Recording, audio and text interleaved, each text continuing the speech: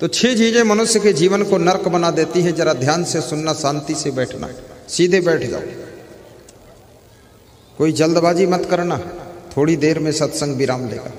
अत्यंत कोपा, बहुत क्रोध मत कीजिए, अन्यथा जिंदगी नरक हो जाएगी। कटुका चबाणी और कड़ुए वचन बोलने वालों की जिंदगी नरक होती है। दरिद्रता, जो दरिद्री हैं लोग, कुछ कमाना नहीं चाहते, मेहनत नहीं करना चाहते, आलसी बनकर पड़े हुए हैं, कले कलेश करते रहते हैं, और घर में दरिद्र जिनके आ जाता उनका जीवन नरक हो जाता है। इसलिए कभी दरिद्र को मत आने दीजिए, लक्ष्मी को बुलाइए। और लक्ष्मी उनके घर में आती है। कुचेलिनम दंत मलोपधारणम बहवासिनम निष्ठुर भाषणम च सूर्योदय च अस्तामिते शयानम विमुच्यति श्री यदि चक्रपाणि मूर्खा यत्र न पूज्यन्ते धान्यम यत्र सुचंचितम दाम्पत्य कलहो नास्ति श्री स्वयं आगता।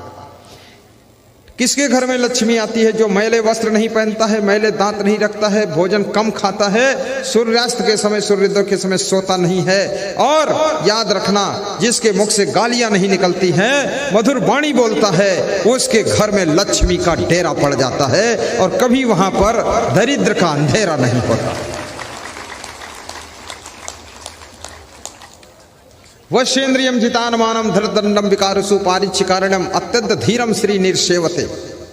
जो जीतेंद्री है, जिसका मन बस में है, जो अनुशासन रखता है, गलती करने वालों को दंड देता है, सोच परख करके कार्य करता, जिसके पास अत्यंत धैर्य है, कभी घबराता नहीं है, विषम परिस्थितियों में भी धैर्य रखता है, उस व्यक्ति के घर में लक्ष्मी आकर के निवास करती है। वहां पर कभी दरिद्र नहीं आता है। इसलिए धैर्य को कभी टूटने मत देना।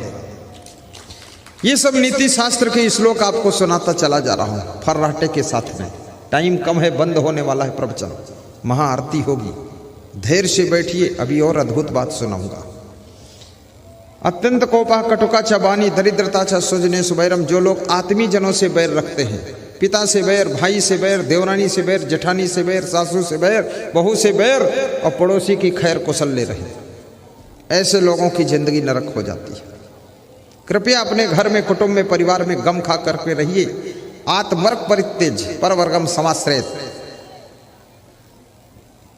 सम भोजनम संप्रीतित सम कथनम। नीति शास्त्र कहता है अपने कुटुंबियों के साथ बैठकर कभी कभी भोजन भी करना चाहिए। कुटुंबियों के साथ बैठ करके कभी कभी एक दूसरे की बातचीत भी सुनना चाहिए, करना चाहिए, और कुटुंबियों से प्रेम भी करना चाहिए। ऐसा करने से जिंदगी स्वर्ग बनती है, और दूर दूर रहने से, मुंह फुलाने से जिंदगी नरक बन जाती है।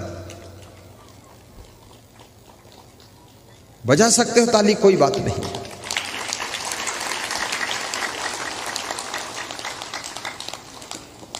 नीच प्रसंगा। जो लोग नीचों की संगत करते, नीच कर्म वालों की संगत करते, दुष्टों की संगत करते हैं, जिनके दोस्त सब नालायक है, उनकी जिंदगी भी नरक बनती है। क्योंकि दोस्ती का भी असर पड़ता है। जब चींटी जलती हुई लकड़ी से दोस्ती करती है, चींटी की गलती कोई नहीं है, लेकिन लकड़ी जलती है और चींटी की गलती नहीं है, फिर भी वो जल करके मर जाती है लकड़ी के साथ में, क्योंकि लकड़ी जल रही। और वही चींटी जब फूल की संगत करती है तो भगवान के मंदिर में चढ़ जाती है। सोचिए, चींटी की कोई गलती नहीं, चींटी का कोई महत्व नहीं, केवल संगत बदल गई। फूल की संगत किया तो भगवान के मंदिर में चढ़ी, और भगवान के मंदिर में जो प्रसाद चढ़ा था, पेड़ा बर्फी, उसका भोग चींटी भी लगाती है। और जब चींटी जलती हुई लकड़ी का संग करती है तो लकड़ी के साथ खुद भी जलकर मर जाती है। इसलिए संगत करो तो अच्छे लोगों की करो, दुष्टों की संगत छोड़ दीजिए। कुंभकर्ण 6 कुंवार और मेघनाद ने रावण की संगत किया था तो रावण से पहले ही मार दिए गए थे, और विभीषण ने उसकी संगत छोड़ दिया था। राम की संगत किया था तो विभीषण को लंका का राजा बनने का अवसर मिला था। खड़े होकर जय बोलो दमदारी के साथ। विभीषण राजा बन गया, तुम खड़े होकर जय बोलो। हाथ लगाओ, दमदारी, ताकत।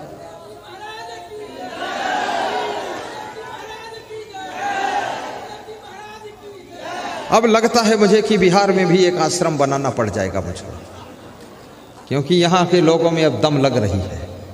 और इस साल तो बहुत ज़्यादा प्रभावित हो गया मैं बिहार से। बिहार में एक छोटी सी कुटिया बना दूं क्या? बना दूं और यहीं रहूं बरसात में 1 महीना, 1 महीना तक चले प्रवचन, ठीक रहेगा? कमाल है। छोटी कुटिया बनाऊं कि बड़ी बना दूं?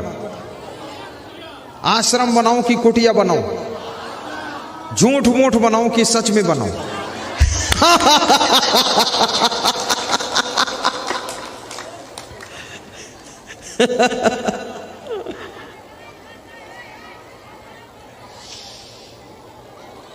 मंगल भवन अमंगल हारी, द्रवहु सुदशरथ अजिर बिहारी। मंगल, सब माताएं बैठ जाएं, गुरुदेव की आज्ञा का पालन करें। सब माता बहन बैठ जाओ, पुरुष भी बैठो।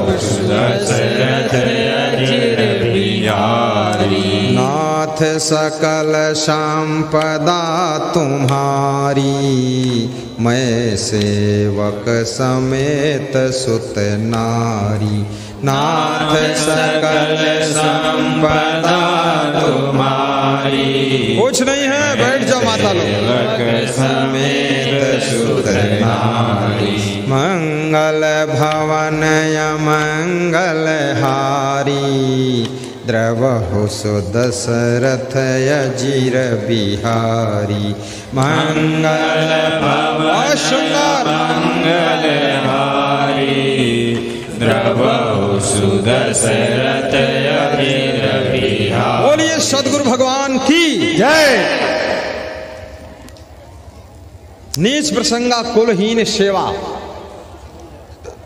और भ्रष्ट लोगों की जो सेवा करता है उसकी जिंदगी भी नरक बन जाती है। इसलिए मैं निवेदन करूंगा, श्रेष्ठ पुरुषों की, गाय की सेवा करोगे तो दूध मिलेगा, और गधी की सेवा करोगे तो लात मिलेगी, और कुत्ते की सेवा करोगे तो सुबह लेटरीन उठाने को मिलेगी। और यदि आपने किसी गुरु की सेवा किया है तो ज्ञान मिलेगा, आशीर्वाद मिलेगा। और यदि आपने किसी दुष्ट की सेवा किया है तो उसकी दुष्टता की प्रभाव से आपका भी पतन होगा। इसलिए महान पुरुषों की सेवा कीजिए, माता पिता की सेवा कीजिए, गौ माता की सेवा कीजिए, भारत माता की सेवा कीजिए, और इस देश के लिए आप समर्पित होकर के देशभक्त बन जाइए, देश के लिए वफादार रहिए। याद रखना, जो रजाई तुम्हारी ठंडी को दूर करती है उस रजाई को संभालने का किसका कर्तव्य है? आपका है कि नहीं है? जो जिस देश की रोटी खाते हो, जिस देश की माटी में रहते हो, उस देश की रक्षा करने का कर्तव्य हमारा और आपका सभी का है। इसलिए देशभक्त बन करके हिंदुस्तान की रक्षा भी कीजिए और अपनी भारतीय संस्कृति की रक्षा कीजिए। आप सभी का जीवन मंगलमय हो। और इस मेघौना की पावन धरा पर, इस भव्य पंडाल के अंदर पहली बार मुझको सत्संग करने का अवसर मिला हुआ है। इसकी दिव्यता देखिए।